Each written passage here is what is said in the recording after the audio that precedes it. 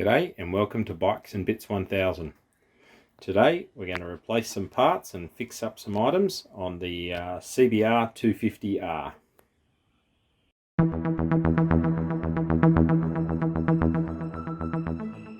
So as mentioned, we've got to replace some parts. In the first video you would have seen where the right footrest assembly and where all the brake and everything the rear brake goes was bent, so I've bought a new part from the wrecker, well, second-hand part from the wrecker, so we're going to have to swap everything over, and also at the same time diagnose why the rear brake isn't activating the brake light. So I'm hoping because it's bent, but we'll figure it out as we go.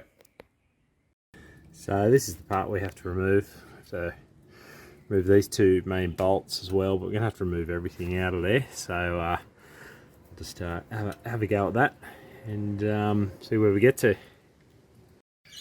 So we've got that off. I highly recommend too that you take these bolts out first before removing them. Just makes it a bit easier. So looking at the back here, we've got one of those, sort of like a C-clip, but not quite the actual C-clip, so we have to get that off. I don't actually have the right tool for that, so we'll give it a crack, but see how we go. Alright, so we managed to get that bracket off, and I've also removed the rear brake plunger. This is what makes contact for the rear brake to light up. You can just see those contacts. We've got to fix that. There's a little bit of a crack here, so I'm going to see if I can fix it. Otherwise we might just have to buy a replacement unit. But I have tested the light itself and the light works, so it's just this actual the unit that makes it go. But now it's time to actually put the new bracket on.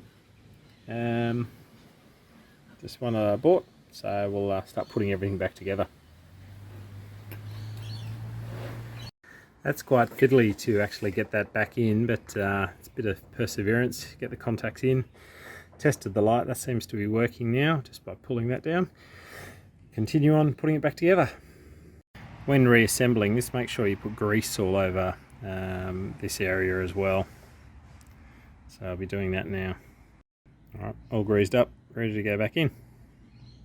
Alright, so I've got that back on. I actually went out and bought some pliers because I happened to be at the shops getting some contact cleaner anyway, so these are for that circlip, so made the life a bit easier. Putting it back on, didn't use them taking off, but it would have saved a bit of time. But anyway, so we'll continue putting all the parts on. Alright, so that's all back together now. So you can adjust this part for some of the tension as well for the brake light if it's not coming on early enough. So that's all done, and now we'll just attach the bracket now back to the bike. Alright, that's it back on now.